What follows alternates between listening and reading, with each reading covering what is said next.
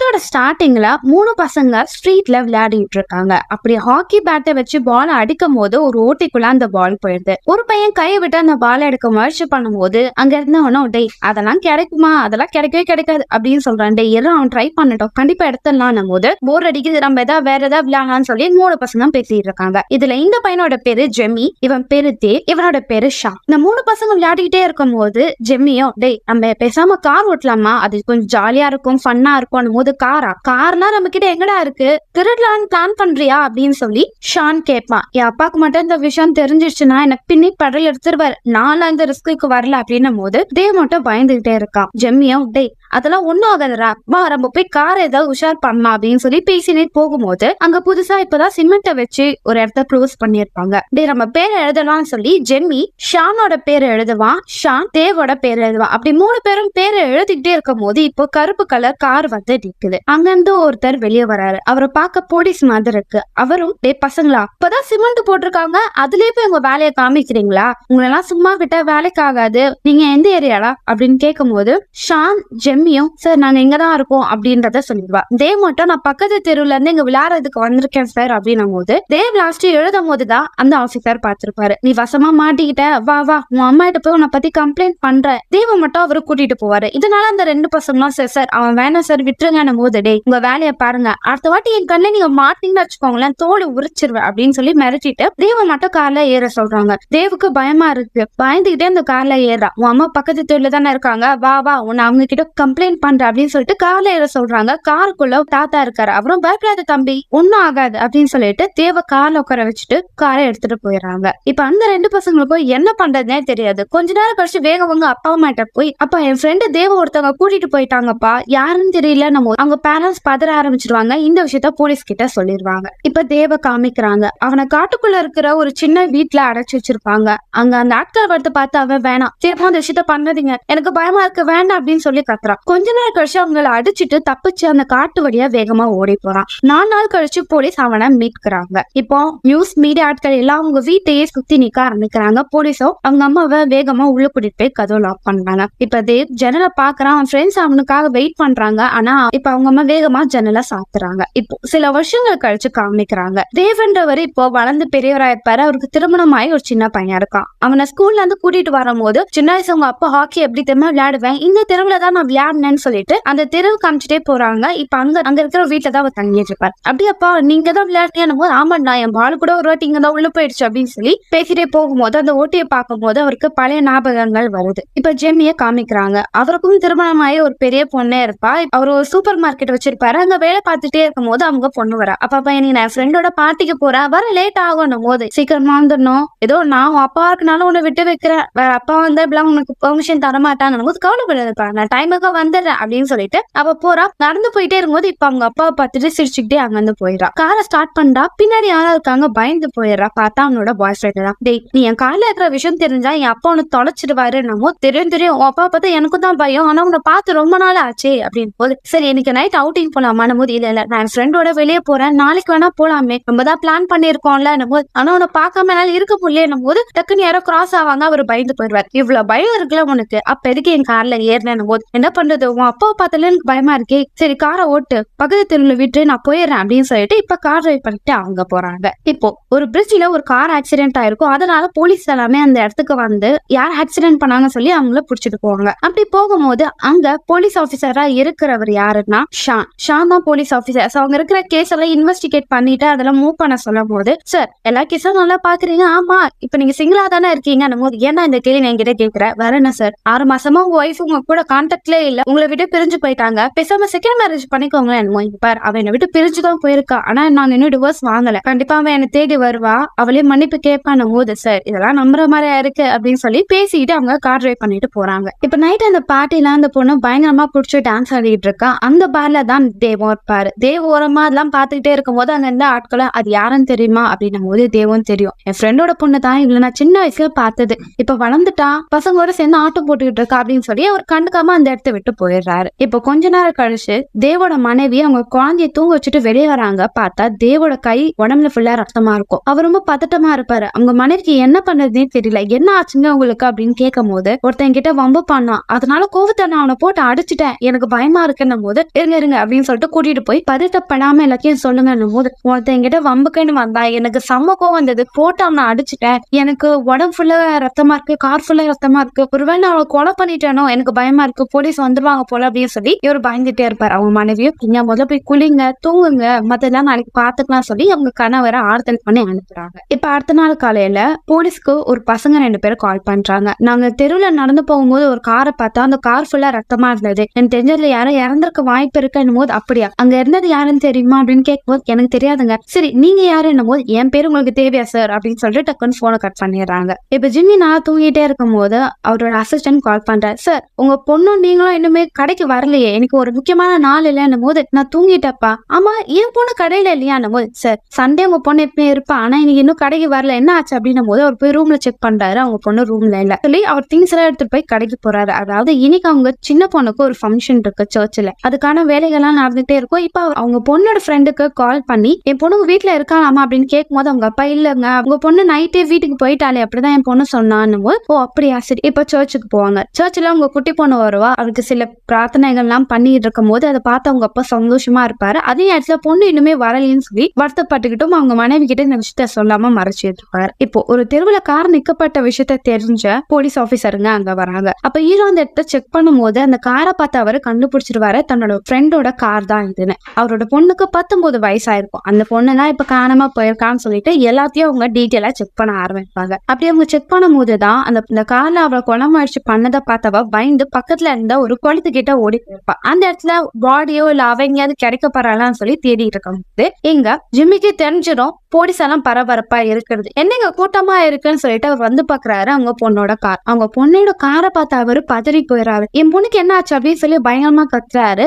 இங்க ரிவர் கிட்ட இருக்கிற ஹீரோக்கு கால் வருது. சார் உங்க ஃப்ரெண்டுக்கு எல்லாமே தெரிஞ்சிருச்சு, நம்ம இந்த விஷயத்தையும் சொல்லாதீங்க, நாங்க வந்து ஹேண்டில் பண்றோமோ சார், அவருக்கு ஆல்ரெடி உங்களுக்கு தெரியும், உங்ககிட்ட தான் பேசுவோம் சொல்லி இங்க கலாட்டா பண்ணிட்டு இருக்கா சார், தயவு செஞ்சு இங்க வாங்க அப்படின்றத அவங்க சொல்றாங்க. இப்ப ஹீரோ வந்து இடத்துக்கு வர்றாங்க. ஜிம்மியோ எப்பா உனக்கு தெரியும்ல அவளுக்கு 19 வயசு தான் ஆகுது, என் பொண்ணோட காருக்கு அவ இல்ல, என்னதான் நடக்குதுங்க அப்படின்னும் போது இங்க பாரு நீ கோவப்படாதரா, ஒண்ணும் இல்ல நான் கண்டுபிடிச்சிருவேன் போது இவ்வளவு போலீஸ் இருக்கீங்களா, என் பொண்ணு உங்களால கண்டுபிடிக்க முடியாதான்னும் போது எனக்கு கொஞ்சம் டைம் கூட நான் கண்டுபிடிச்சிருந்தேன்னு சொல்லிட்டு ஹீரோ பேசிட்டே இருக்கும் போது ஜிம்மிக்கு கோவம் வந்துடும். அவரோட ஆட்களை கூப்பிட்டுட்டு என் பொண்ணோட ஃப்ரெண்ட்ஸ் கிட்ட போய் என் பொண்ணுக்கு என்ன ஆச்சுன்ற தகவலை கண்டுபிடிங்க அப்படின்னு சொல்லி சில பேரை அனுப்பி இருக்காங்க. இந்த தேவோட மனைவி நியூஸ் பேப்பர்லயும் டிவிலையும் பாக்குறாங்க ஏதாவது ஒரு ஆள் கார்ல இறந்து போனாரா, அவருக்கு ஏதாவது சம்பவம் நடந்துவான் அப்படி செக் பண்ணும் போது எந்த ஒரு நியூஸ் பேப்பர்லயும் டிவிலையும் எந்த ஆளும் இறந்து போலன்ற மாதிரி இன்ஃபர்மேஷன் வருது. ஆனா ஜெமியோட பொண்ணு காணாம போன விஷயத்த நியூஸ்ல என்ன சொல்லிட்டு இருக்காங்க. இதனால அவங்க மனைவிக்கு அவங்க கணவர் மேல கொஞ்சம் சந்தேகமா வருது. ஜெல்லாம் எட்டி பாக்குற அவங்க கணவர் அவங்க பையனோட சாதாரணமா விளையாடிட்டு இருக்காரு. இப்ப கொஞ்ச நேரம் கழிச்சு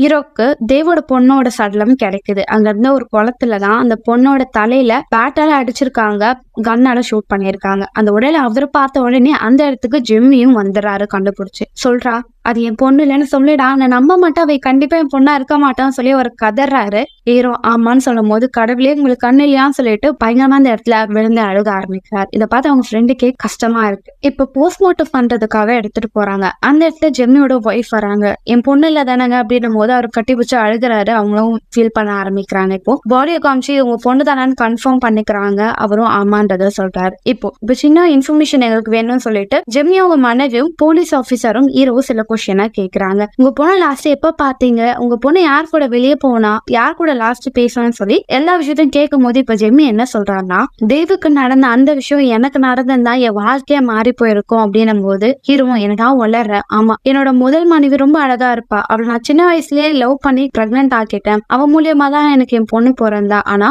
ஒரு சின்ன பிரச்சனைனால என்ன புடிச்சு ஜெயில போட்டாங்க, அதுக்கு அடுத்து அவ தனியா தான் குழந்தைய பெத்துக்கிட்டா, அதுக்கடுத்து அவளுக்கு கேன்சர் இருந்தனால அவ இறந்து போயிட்டா, என் பொண்ணு சின்ன வயசுல தனிமையா தான் இருந்தா, நான் மட்டும் வாழ்க்கையில வரலன்னா அவளும் என் பொண்ணு இப்ப வேற இடத்துல இருந்திருப்பாங்க அப்படின்னு சொல்லிட்டு ரொம்ப சோகமா பேசும்போது அதை விட்றா, இப்போ கரண்ட பாரு, நீ சொல்ற ஒரு இன்ஃபர்மேஷனை வச்சுதான் கொலகார யாரை நான் கண்டுபிடிக்க முடியும்னு சொல்லி நிறைய டேட்டாவை கேட்பாங்க. அப்படி கேட்கும் போது அந்தந்த ஆபீசரும் சார் நீங்களும் முன்னாடி ஜெயில தானே இருந்தீங்க போது அதுக்கு நான் என் பொண்ணு கொலை பண்றப்ப நீங்க நினைக்கிறீங்களா அந்த இடத்துல எல்லாத்தையும் தட்டி விட்டுருவாரு. ஹீரோவும் டே கொஞ்ச நேரம் கோஆபரேட் பண்றா, எனக்கு சில இன்ஃபர்மேஷன் வேணும்ல அப்படின்னு சொல்லி கேட்கும் போதுதான் உங்களுக்கு யார் மேலே சந்தேகம் இருக்கான்னு கேட்பாங்க. அப்ப ஜெம்மி என்ன சொல்லுவாங்கன்னா, ஒரு பையன் இருக்கான், அவன் என் பொண்ணு பின்னாடியே சுத்திக்கிட்டு இருந்தான். அப்போ உங்க பொண்ணோட பாய் ஃப்ரெண்ட் அவன் போது இல்ல என் பொண்ணு அவனுக்குள்ள டேட்டிங் எல்லாம் போல, அவன் தான் வாண்டடா என் பொண்ணு கிட்ட சுத்தி இருந்தான், எனக்கு அவனை பிடிக்காது, நீங்க வேணா அவனை என்கொயரி பண்ணுங்க, உங்களுக்கு ஏதாவது க்ளூ கிடைக்கும் அப்படின்னு சொல்லிட்டு ஹீரோ எனக்கு டைம் ஆயிடுச்சு, சில விஷயங்கள்லாம் எனக்கு பண்ண வேண்டியது இருக்குன்னு சொல்லி அங்க வந்து கிளம்பி போயிடுவார். இப்ப ஹீரோவோட கூட இருக்கிற ஃப்ரெண்டும் சார் அப்படின்னு உங்க ஃப்ரெண்டுக்கு ஆச்சு, எல்லாம் கார்ல அவனை கூட்டிட்டு போனாங்கன்னு சொன்னாங்க போது அது ஒரு பெரிய கதை பா. நாங்க சின்ன வயசுல விளையாடிட்டே இருக்கும் போது சில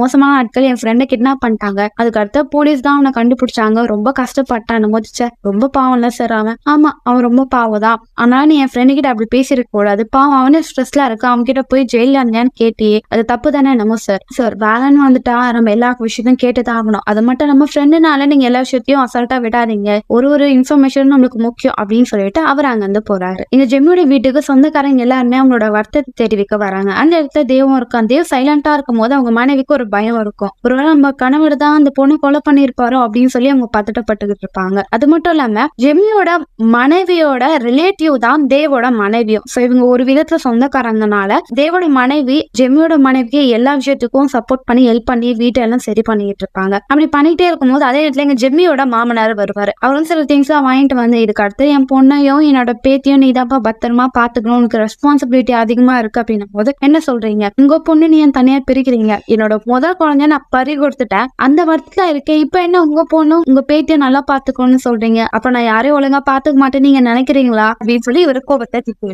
எங்க போலீஸ் ஆபீசரும் அந்த கார் இருந்த அந்த இடத்துக்கு ஆப்போசிட் இருந்த வீட்டுல ஒரு பாட்டி இருப்பாங்க, அவங்க கிட்ட போய் காலையில இந்த கார் எங்க வந்து இருந்தது, இந்த காருக்குள்ள யார் இருந்தா, ஏதாவது சத்தம் கேட்டதான் போது தெரியலப்பா, யாரோ ஒருத்தங்க ஹாய்னு சொன்னாங்க, அந்த பொண்ணோட சத்தம் கேட்டது, ஒருத்த கன்ஷாட் கேட்டதுன்னு போது ஹாய்னு சொன்னவங்க ஃபீமேலா மெயிலான்னு கேட்கும் போது எனக்கு தெரிஞ்சு பொண்ணாதான் இருக்கும்னு நினைக்கிறேன் அப்படின்னு கன் சவுண்ட் கேட்டதா, கேட்டிருக்கோம்னு நினைக்கிறேன்ப்பா, வயசாயிடுச்சு எனக்கு எதுவுமே கிளியரா தெரியல அப்படின்றத அவங்க சொல்லிடுறாங்க. இப்போ இறந்து போன அந்த பொண்ணோட ஃப்ரெண்டை பார்க்கறதுக்காக போலீஸ் ஆஃபீஸர் போறாங்க. அவங்க போனோடனே எல்லாம் கேட்கும் போது அந்த பசங்க ரெண்டு பேருமே எந்த விஷயத்துக்கும் பதில் ப்ராப்பரா சொல்ல மாட்டாங்க. ஆனா ஆல்ரெடி அவருக்கு அந்த பொண்ணை பத்தி நிறைய விஷயம் தெரிஞ்சனால அதை வச்சு போட்டு வாங்கும்போது அந்த பசங்களும் ஒத்துப்பாங்க. ஆமா சார், என் ஃப்ரெண்டுக்கு பாய் ஃப்ரெண்ட் இருந்தா, அவங்க லாஸ் ஏஞ்சல்ஸ்ல போய் கல்யாணம் பண்ணிக்கலாம்னு பிளான்ல இருந்தாங்க, அதுவும் சண்டே, ஆனா அந்த டைம் அவ வந்து இறந்து போயிட்டா, ஆனா கண்டிப்பா இது அந்த பையன் பண்ணிருக்க மாட்டான், ஏன்னா அந்த பையன் என்னோட ஃப்ரெண்டு ரொம்ப உருகி லவ் பண்ணா சார் அப்படின்னு சொல்லி அந்த பையனோட அட்ரஸ் அவங்க கொடுத்துட்றாங்க. எங்க தேவன் சிகரெட் பிடிக்கலாம்னு சொல்லி வெளியே வந்து பார்த்தா ஜெம்மி உட்காந்துட்டு இருப்பான். ஜெம்மியை பார்த்து தேவுக்கு கொஞ்சம் பயம் வந்துடும். நீ என்ன பயப்படுறவா, இங்க உட்காரு,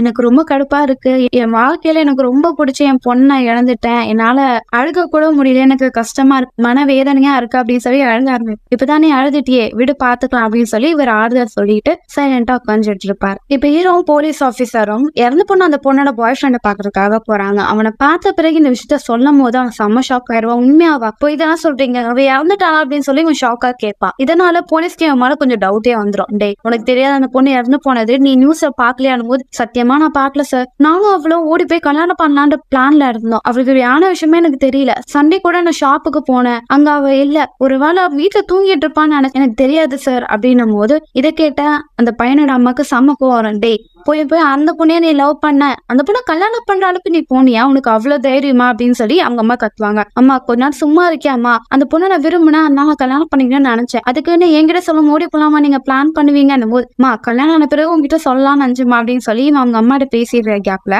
போலீஸ் ஆபீசரும் சொல்லு அந்த பொண்ணு நீ என்ன பண்ண அப்படின்னு கேட்குமா. சார் சத்தியமா நான் உண்மையே பண்ணல சார், நான் நைட் ஃபுல்லா வீட்டுல தான் இருந்தேன், கலை எழுந்துட்டு கடைக்கு போனோம் அவ்வளவுதான், அந்த பொண்ணுக்கு என்ன ஆச்சுன்னா எனக்கு தெரியாது அப்படின்னு நீங்க சொல்லிக்கிட்டே இருக்கும் போது அவனோட தம்பி வருவான். அவன் தம்பிக்கு காதும் வாயும் பேச முடியாது, அவனோட ஃப்ரெண்டோட கூட்டிட்டு வருவாங்க. உங்க குடும்பத்தை பத்தி சொல்லுங்கன்னு போலீஸ் ஆபீசர் கேட்கும் போது இந்த பையனோட அப்பா இவனுக்கு 6 வயசா இருக்கும் போது விட்டுட்டு ஓடி போயிருப்பாரு, அதுக்கு அடுத்து உங்க அப்பாக்கு என்ன ஆச்சுலாம் தெரியாது அப்படின்றது இவங்க சொல்லுவாங்க. போலீஸ் ஆபீசரும் அப்ப நீ வெளியே எங்கேயும் போல வீட்டுக்குள்ளதான் இருந்தேன்னு சொல்ற, இதை நாங்க நம்பணுமா அப்படின்னு சார் சத்தியமா நான் எங்கேயும் போல சார், அந்த பொண்ணுக்கு என்ன ஆச்சுன்றதும் தெரியாது, இந்த கொலைக்கும் எனக்கும் சம்மந்தமே இல்லைன்னும் போது அவங்க அம்மா கிட்ட நீங்க சொல்லுங்க உங்க பையன் இந்த கொலையில இன்வால்வ் ஆயிருப்பானா இல்லையான்னும் போது அவன் காலையில எழுந்தான், பிரேக்ஃபாஸ்ட் சாப்பிட்டான், வீட்டுக்குள்ளதான் இருந்தான், இது வரைக்கும் எனக்கு தெரியும், ஆனா யாருக்கு தெரியும் அவன் ஜன்னல் வழியே எகிரி குச்சி கூட போயிருக்கலாம் அப்படின்னு சொல்லிட்டு அவங்க அம்மா கூத்து விட்டு போயிருவாங்க. மா நீ வேறமா அப்படின்னு சொல்லிட்டு சார் உண்மையாவே அவளை நான் ரொம்ப மனசா நேசிச்சேன், அவளுக்கு இப்படி ஆகும்னால இன்னுமே நம்ப முடியல, எனக்கு ரொம்ப கஷ்டமா இருக்குன்னு சொல்லி அவன் அழுக ஆரம்பிச்சிருவான். இங்க தேவோட மனைவி குழப்பச்சா இருக்கும் போது அந்த இடத்துக்கு ஜிம்மியை வருவான். ஜிம்மியை பார்த்து அவங்களுக்கு ஒரு பதட்டம் வந்துடும். என்ன ஆச்சு ஏன் பதறீங்கன்னு போது ஒண்ணு இல்ல நீங்க குடிங்க அப்படின்னு சொல்லிட்டு ஒண்ணு இல்ல எல்லாமே சரியாயிடுன்னு சொல்லிட்டு அவங்க அந்த இடத்த விட்டு வேகமா போயிருவாங்க. இப்ப போலீஸ் ஆபீசர் அந்த பார்ல யாரெல்லாம் இருந்தாங்கன்னு சொல்லி லிஸ்ட் எடுத்து செக் பண்ணும் போதுதான் தேவ அங்க இருந்த விஷயம் விஷயம் தெரியும். ஆனா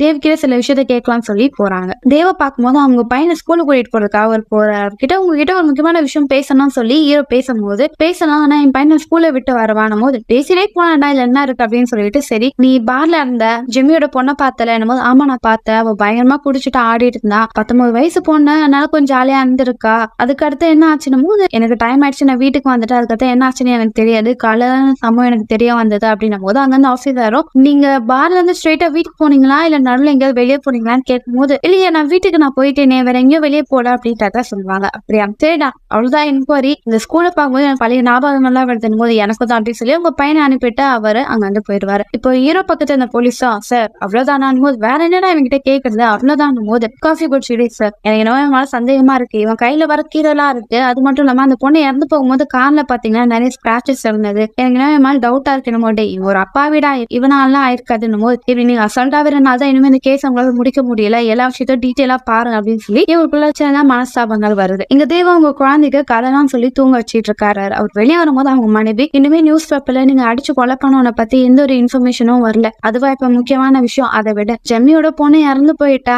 அவங்களுக்கு நம்ம சப்போர்ட் பண்ணணும் போது அவங்க மனைவி அவர் மேல சந்தேகம் வருது, அப்படியே அங்க வந்து சைலண்டா போயிடுறாங்க. இப்ப அடுத்த நாள் காலையில ஜிம்மி அவங்க பொண்ணோட சடலத்தை பாக்குறதுக்காக போறாரு. அப்படி பார்க்கும்போது அவருக்கு ரொம்பவும் கஷ்டமா இருக்கு. அவங்க பொண்ணை பார்த்து உன்னை அப்படி பண்ண வேணா நான் சாகடிக்காம இப்படிலாம் மாட்டேன் அப்படின்னு சொல்லி அழுதுட்டு அந்த இடத்துட்டு வராரு. இப்ப போலீஸ் ஆபீசரும் ஜிம்மியோட மனைவி கிட்ட என்கொயரி பண்றதுக்காக வராங்க. வந்து பார்த்தா அந்த இடத்துல தேவோட மனைவி இருப்பாங்க. தேவோட மனைவி போலீஸ் ஆபீசரை பார்த்த உடனே பதட்டம் ஆயிரும், கையெல்லாம் நடக்க ஆரம்பிக்கும், வேகமா அந்த இடத்து வெளியே போக பார்ப்பாங்க. அதுக்குள்ளே ஹீரோ இறங்குறங்க, நீங்க தேவோட மனைவி தானே, உங்களை சந்தோஷத்துல ரொம்ப சந்தோஷம், உங்களோட ஒரு சின்ன கேள்வி கேட்கணும் போது இல்ல டைம் ஆயிடுச்சு நாங்க போறேன்னு சொல்லி அவங்க பதட்டப்படுறாங்க. இல்லங்க நாங்க சின்ன கேள்விதான், தேவ் நைட் எத்தனை மணிக்கு வீட்டுக்கு வந்தாரு அப்படின்றத அவங்க கேட்பாங்க. தேவா எனக்கு தெரியலேன்னும் போது கொஞ்சம் யோசிச்சு சொல்லுங்க அவன் எத்தனை மணிக்கு வந்தாங்க, ஏன்னா நீங்க தேவ் எப்ப வீட்டுக்கு வந்தாரு சொன்னீங்கன்னா அந்த டைம் தான் அந்த பொண்ணும் வீட்டுக்கு ரீச் ஆயிருப்பா, ஏன்னா உங்க வீடும் அவங்க வீடும் கிட்ட தானே, சோ எங்களுக்கு சில விஷயம் கண்டுபிடிக்க ஈஸியா இருக்கணும் போது எனக்கு தெரியல, நான் அந்த டைம் தூங்கிட்டு இருந்தேன்னு சொல்லிட்டு வேகமா அவங்க அந்த இடத்துல ஓடி போயிருவாங்க. இவங்களோட ரியாக்ஷன் பார்த்த உடனே ஹீரோக்கு கொஞ்சம் டவுட் வருது. இப்ப ஹீரோவும் ஜிம்மி கிட்ட அவங்க மனைவிட்டோ சில கொஸ்டின் கேட்பாங்க. நீங்க சொன்னீங்க உங்க பொண்ணு டேட்டிங் போல, ஆனா அந்த பையனை விசாரிச்சேன், அவங்க 2 பேர் லவ் பண்ணாங்க, இந்த ஊரை விட்டு ஓடி போகணும்னு பிளான்ல இருந்தாங்க, நீங்க அந்த விஷயத்த என்ன மறைச்சிங்கன்னு சொல்லி ஹீரோ ஜிம்மி கிட்ட கேட்கிறாரு. ஜிம்மியும் எனக்கு தெரியும் தான், ஆனா அவனை விட்டு என் பொண்ணு விலகி இருக்கணும்னு நினைச்சேன், ஏன்னா அவங்க அப்பா யார் தெரியுமா அப்படின்னு சொல்லி ஒரு பிளாஷ்பேக்கா சொல்லுவார். ஜிம்மி ஜெயிலுக்கு போறது காரணமா இருந்ததே அந்த பையனோட அப்பா தான். அது மட்டும் இல்லாம அந்த பையனோட அப்பா ஜிம்மிக்கு பிடிக்காது, ஏன்னா பையனுக்கு காது கேட்காது பேச முடியாது தெரிஞ்ச அவன் விட்டுட்டு போயிட்டான், அவன் என்ன அப்பாவா இருப்பான், அவனோட பையனுக்கு என் பொண்ணை கொடுத்தா என்னோட பொண்ணோட வாழ்க்கையும் நாசமா தானே போகும், அதனாலதான் அவனை விட்டு என் பொண்ணை விளக்கணும்னு நினைச்சேன். அது மட்டும் இல்லாம இதுக்கு தேவையில்லாத இந்த கேள்வி எல்லாம் என்ன கேட்டுக்கிட்டு இருக்கீங்க, எனக்கு என் பொண்ணை கொலை பண்ண யாருன்றது தெரியணும், அதை போய் ஒழுங்கா விசாரிங்க அப்படின்னு சொல்லி ஜிம்மி காத்திட்டு அங்க வந்து வந்துருவார். இப்ப ஹீரோக்கு ஒரு இன்ஃபர்மேஷன் வந்திருக்கும், அதாவது அந்த பொண்ணை கொலை பண்ணும்போது அவங்க யூஸ் பண்ண கன்னோட மார்க்க அவங்க பார்த்திருப்பாங்க. அந்த கன் யாரோடது, அந்த கன்னை யார் யூஸ் பண்ணாங்கன்னு தெரிஞ்சுக்கும் போதுதான் ஒரு 2 வருஷத்துக்கு முன்னாடி இதே கன்னை வச்சுட்டு ஒரு சூப்பர் மார்க்கெட்ல திருட போனாங்க. அவங்களோட கன்னும் இந்த கன்னும் சிமிலரா இருக்கு, ரொம்ப யூனிக்கான கன்னுன்றத சொல்லியிருப்பாங்க. சோ அந்த சூப்பர் மார்க்கெட் போய் அந்த ஆள் யாருன்னு தேடும் போதுதான் அவர் யாருன்றத போலீஸால கண்டுபிடிக்க முடியாது. அவன் மாஸ்க் போட்டு வந்திருப்பான். அந்த கடையோட ஓனர் என்ன சொல்லுவாருன்னா, அன்னைக்கு நான் இங்க தான் போயிருந்தேன், அவன் கன் எடுத்துட்டு வந்து இந்த இடத்த பார்த்து பயங்கரமா ஷூட் பண்ணிட்டு அத்த ஓடி போயிட்டான், யாராலையும் அவன் யாருன்னு கண்டுபிடிக்க முடியாது, ஆனா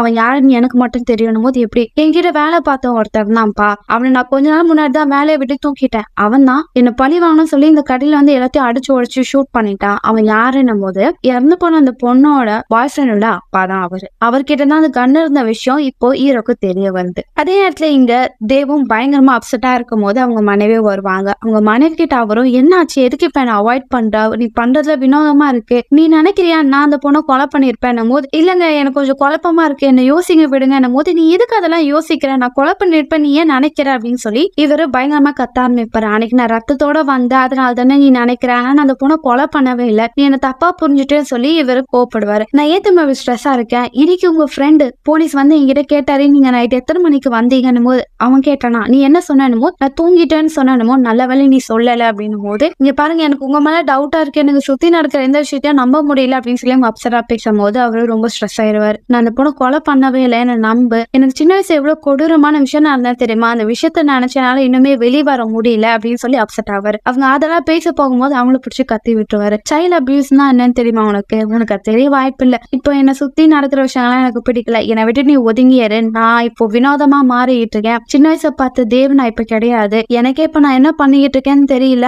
நான் அப்பப்ப வினோதமா பண்றேன், என்னை விட நீ விலகி இருந்தா உனக்கு நல்லதுன்னு சொல்லிட்டு அவர் கோச்சிட்டு வெளியே வந்துருவார். அப்படி நடந்து போயிட்டே இருக்கும்போது இங்க ஜிம்மி வெளியே சோகமா இருப்பாரு. அவர்கிட்ட நான் கிட்ட ஒரு விஷயத்த சொல்லாம மறைச்சிட்டேன் போது என்ன ஆச்சு, உன் பொண்ணை நான் பார்ல பார்த்தேன், அந்த டைம் அவர் ரொம்ப சிரிச்சு சந்தோஷமா இருந்தா அப்படின்னு சொல்லிட்டு அவர் போயிருவாரு. அவர் போன பிறகு ஜிம்மி இதை கேட்டு கதறி கதறி அழுக ஆரம்பிப்பார். இப்ப அடுத்த காலையில போலீஸ் ஆபீசர் ஹீரோ கேட்ட, நான் உன்னோட ஃப்ரெண்டு ஜிம்மியோட காரை டெஸ்ட் பண்ணோம், அதுல ரத்தம் இருந்தது, ரத்தம் என்ன பிளட் குரூப் தெரியுமா, ஓ நெகட்டிவ். அவனோட ரத்தமா இருக்க போது இல்ல என்னடா இருக்குன்னு போது இல்ல அவனது பி பாசிட்டிவ். ஓ நெகட்டிவ் ரத்தம் எப்படி வந்தது, அந்த ரத்தம் யாரோடது தெரியுமா, அந்த இறந்து போன பொண்ணோடது, அந்த பொண்ணு ஓ நெகட்டிவ் தான், கண்டிப்பா உன் ஃப்ரெண்டு தான் கொலை பண்ணிருப்பான், இப்ப தொக்கிட்ட மாட்டிக்கிட்டா, நான் என்கொயரி பண்ண போறேன் போது நீ பாரு கண்டிப்பா அவனா இருக்க வாய்ப்பே இல்லைன்னு போது சரி வந்து நீயும் செக் பண்ண அப்படின்னு சொல்லிட்டு இப்ப என்கொயரி ஆரம்பிக்கிறாங்க. இப்ப தேவ்கிட்ட போலீஸ் ஆபீசர் அவங்க ஏதோ சில விஷயத்த நான் கேட்கணும் அப்படின்னு சொல்லும் போது என்ன சார் சொல்லுங்க அப்படின்றத அவர் சொல்றாரு. ஓகே உங்க கார்ல ரத்தம் இருந்தது, அது யாரோட ரத்தம் அப்படின்னும் போது என்னது என் கார்ல ரத்தமா சார், நேத்து நைட்டு என் கார் காணாம போயிடுச்சு, அதை பத்தி நான் கேட்கலான்னு வந்தா இப்ப என்ன கூப்பிட்டு என்ன என்கொயரி பண்றீங்கன்னும் போது கார்ல ரத்தம் வந்தது, யாரோட ரத்தம் சொல்லுங்க அப்படின்னும் போது தேவ் அவரோட ஃப்ரெண்டு பாப்பாரு. ஃப்ரெண்டும் நான் இங்க இருந்து போறேன்னு சொல்லிட்டு போறேன், டே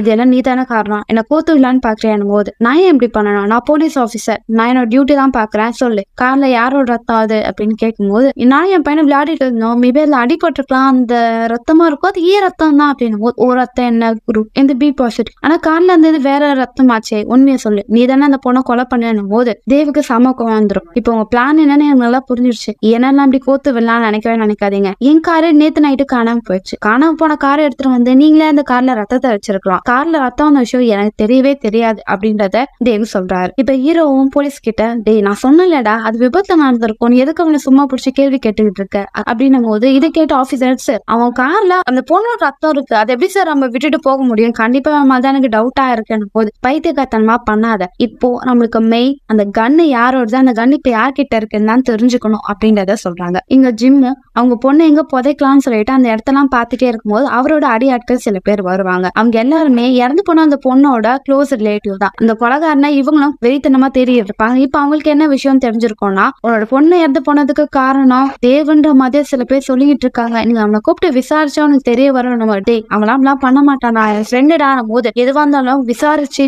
பேசு அப்படின்றத அவங்க சொல்லிடுறாங்க. இந்த ஜிம்மியும் வீட்டுக்கு போய் பார்த்தா அங்க தேவோட மனைவி வெயிட் பண்ணிட்டு இருப்பாங்க. அவங்க கிட்ட என்ன ஆச்சுன்னு போது அவங்களும் அழுதுகிட்டே எனக்கு இன்னும் பொண்ணு சாவுக்கு என் கணவர் தான் காரணமா இருக்கும்னு நினைக்கிறேன், ஏன்னா அன்னைக்கு நைட் அவர் கையில உடம்புல ஃபுல்லா ரத்தத்தோட வந்தாரு, யாரோ ஒருத்தனை அடிச்சு கொலை பண்ணிட்டேன்னு சொன்னாரு, ஆனா அந்த விஷயத்த பத்தி நியூஸ்ல கூட வரல, எனக்கு பயமா இருக்குன்னும் போது அவரும் சரி இதுக்காக நான் எல்லாத்தையும் பாத்துக்கிறேன் அப்படின்னு சொல்லி அவங்க ஆட்களை அனுப்பி வைப்பாங்க தேவ கூட்டிட்டு வர சொல்லி. அந்த நேரத்துல இங்க போலீஸ் ஆபீசரும் அந்த கண்ணை பத்தி கண்டுபிடிச்சிருவாரு, அது அந்த பாய் ஃப்ரெண்டோட அப்பாவோடது, அதனால அவனை கூட்டிட்டு வந்து என்கொயரி பண்ணுவார். உங்க அப்பா கிட்ட கன் இருந்ததான்னும் போது கன்னா ஏன் அப்பாட்ட கன்னெல்லாம் இல்லைன்னும் போது போய் சொல்லாத, உன் அப்பா கிட்ட ஒரு கன் இருந்தது, அதை பத்தி எனக்கு நல்லா தெரியும், அந்த கன் இப்போ உன்கிட்ட தானே இருக்கு, நீ தானே அந்த பொண்ணை கொலை பண்ண அப்படின்னும் போது சார் என் அப்பாட கண்ணே இல்லைன்னு சொல்றேன், நான் எதுக்கு அந்த பொண்ணை கொலை பண்ண போறேன், சரி ஓகே உங்க அப்பா காணாம போயிட்டாங்க தானே, அது ஏன் நீங்க போலீஸை ரிப்போர்ட் பண்ணணும் போது நான் ஏன் சார் ரிப்போர்ட் பண்ணேன், ஏன் உன் அப்பா இறந்து போயிருக்க வாய்ப்பு இருக்குன்னும் போது அவெல்லாம் சாகுற உயிரோடு தான் இருக்காருன்னும் போது எப்படி சொல்றேன், ஆமா மாசம் மாசம் எங்களுக்கு பணம் அனுப்புவாரு அப்படின்னும் போது எவ்வளவு அமௌண்ட் அப்படின்னும் போது அதெல்லாம் விசாரிப்பாரு. சரி இப்போ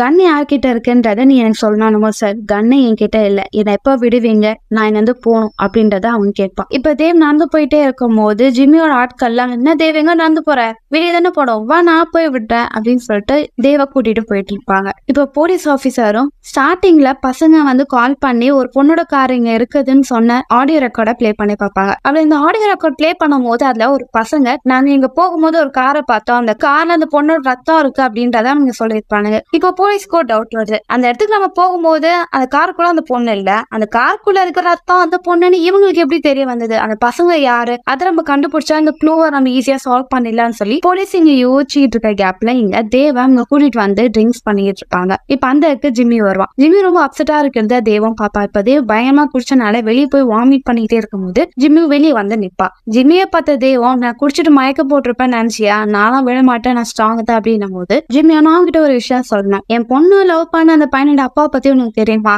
அவன் எனக்கு சுத்தமா பிடிக்காது. எல்லாமே சொல்றாங்க அவன் ஓடி போயிட்டான். உண்மைன்னு தெரியுமா? அவன் ஓடியெல்லாம் போல. அவனை நான் தான் இந்த இடத்துல குத்தி கொலை பண்ணி இந்த தண்ணியை தூக்கி போட்டேன். நான் இப்ப எதுக்கு இந்த கதையெல்லாம் சொல்லிட்டு இருப்பேன்? எனக்கு பிடிக்காதவனா அவனை நான் இங்கே வச்சு செஞ்சிருவேன். அப்படிப்பட்ட மோசமானவன் நான் என் பொண்ணு எப்படி கொலை பண்ணிருக்கலான்னு கேட்கும் போது தேவுக்கு செம்ம ஷாக் ஆகுது. அதே இடத்துல இங்க அந்த இறந்து போன பொண்ணோட பாய் ஃப்ரெண்டும் வீட்டுக்குள்ள போறான். அங்க இந்த கபோர்ட்ல மறைச்சு வச்சு அவங்க அப்பாவோட கண்ணை எடுக்கிறான். இப்போ அவனோட தம்பியும் அவனோட ஃப்ரெண்டும் வர்றாங்க.